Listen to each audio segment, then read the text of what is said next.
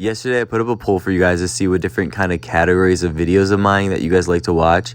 And what came out on top was kind of a surprise. It was cakes. Some of you noticed that I didn't put ice cream on the list, but I actually did put ice cream on it. I took it off at the last minute though because I figured we all knew that ice cream would probably win. So I'm so excited to show you guys some ice cream cakes. It's been quite some time since I got to decorate them, and so it was really fun. Today was a lot of fun. But before we start talking way too much about cakes, I just want to thank you guys so much for 700,000 subscribers. I'm just so grateful for you guys. It's been so much fun. Going on YouTube, I never thought that any of this would happen. I'm just mind blown. So thank you guys so much. My journey with ice cream cakes has been a long one, but a really fun one. I started at 15 in Michigan, working at a Cold Stone, where my friend Dan taught me. I got hired in just to do cakes, so there was no chop, fold. There was no helping customers, having to make milkshakes, smoothies, anything like that. All I did was I came in every day and I just made cakes, and then once my cakes were done, I got to go. So it was a super nice setup because I got to make my own schedule. I was practically like my own boss. As long as I got all my stuff done, then I was not in trouble. Can you really think of a better job for a 15-year-old, let alone anyone? It was such a fun time and I'm so thankful for it, but that was 9 years ago. That blows my mind. About 8 months later, I actually switched locations because I got fired, but at that location, they had me do more than just cakes. I helped customers and did all other kinds of fun stuff too. And I worked there for 2 years, and then I moved to Missouri. When I moved to Missouri, I became just a cake decorator again. And so I made my own schedule and got to do all that. And I did that pretty much all the way through college. My last few years of college, though, they gave me a lot more responsibilities, and I did more than just cakes. And then once I graduated, I became manager, and then I passed the torch of cakes on to someone else. I know I try to encourage you guys this all the time, but you really can do stuff if you try and you practice. My favorite thing is being able to teach people how to do cakes. There are so many people that come in and they have no faith in themselves. They think they can't decorate a cake, but I promise you, anyone can decorate a cake. Just some people are going to look better than others. But with time and practice, you can make a decent looking cake that we can sell to somebody. When I became manager, I got to pass my title of cake decorator on to my friend Liv. And she's pretty much like a little sister to me, but she did not have very much faith in herself and her abilities. And it was so cool to see that through time and practice, she really got to have faith in herself and her skills.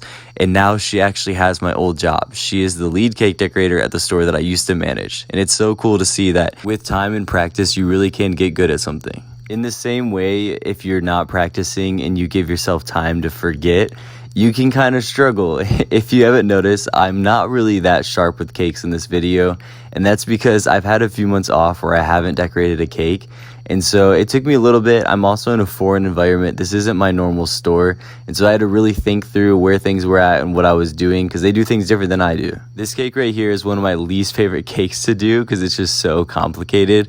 I'm not sure why, but in the last few years, I feel like most of the new products that come out with are just over the top and extremely complicated. And just looking at this, you can tell it's a very complicated cake. It's not basic. I don't really like to complain, but this one is just funny because all of our other stuffs are pretty simple, but then they came out with this one. So I'll show you here.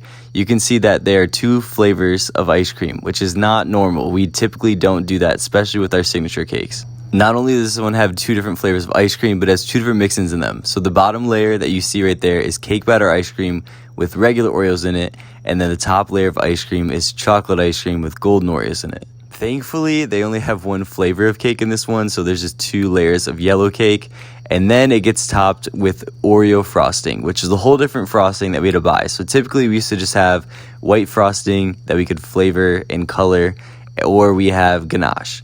But then they decided to give us some Oreo frosting, so we had to get a whole nother product.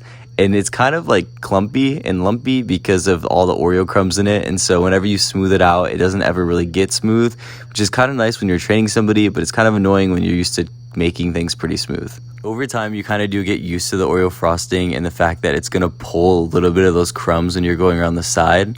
I also don't like to use the bench scraper on the side of my cakes. I usually just use the spatula. So I think that kind of helps me as well too, but I'm not really sure because I typically don't do it the other way. When I decorate my cakes, you can see what I'm doing right now is I'm going around and I'm kind of building up this crown around the top of my cake. You see the ridge right there? And then what I do is I take that and I push that forward, and that gives me like a nice edge around the side.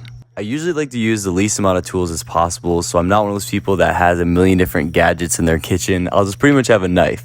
But that's how I do this. I just use the spatula for the sides and the top, and then to make the marks on it. I don't need the extra little tool for that. Once our cakes are covered in frosting, we usually put a side crumb on the bottom. So what I do is I pick up the cake in my left hand because I'm right-handed, and then I spin it around on my left hand and then tap it with the side crumb with my right hand as I'm spinning it around. You kind of use your hands together.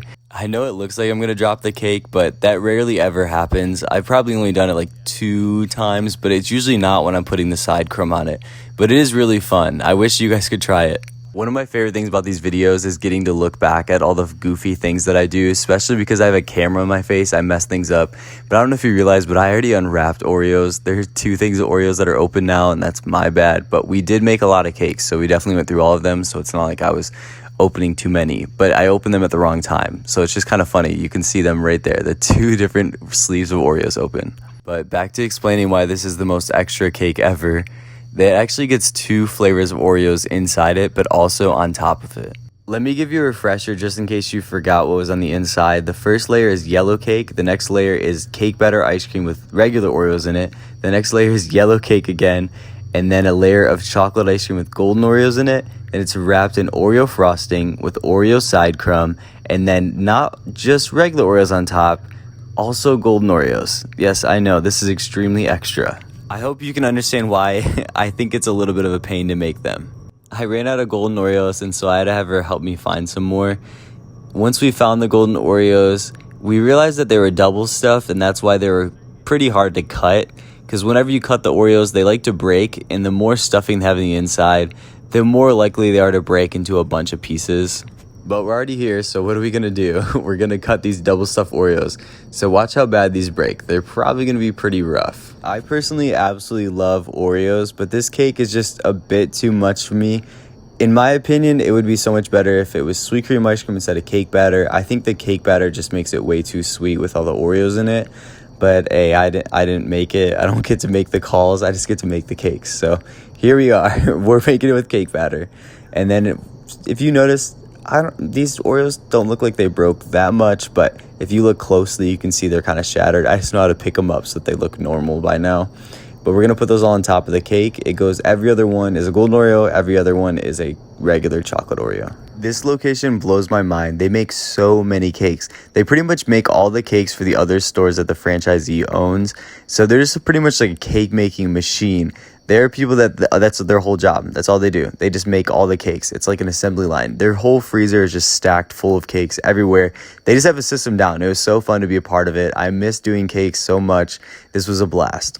I just realized I made a pun. I said this is a blast. That's what we keep all the cakes and ice cream in at -20 is the blast freezer. So my bad. Ignore me. If you've made it this far, I just want to say thank you so much. And guess what the emoji of the day is going to be? It's going to be a cake. Why not? If you want me to make a cake for you, we have a few things coming up. We have Mother's Day coming up. You may have a birthday coming up, graduation, or maybe just something fun.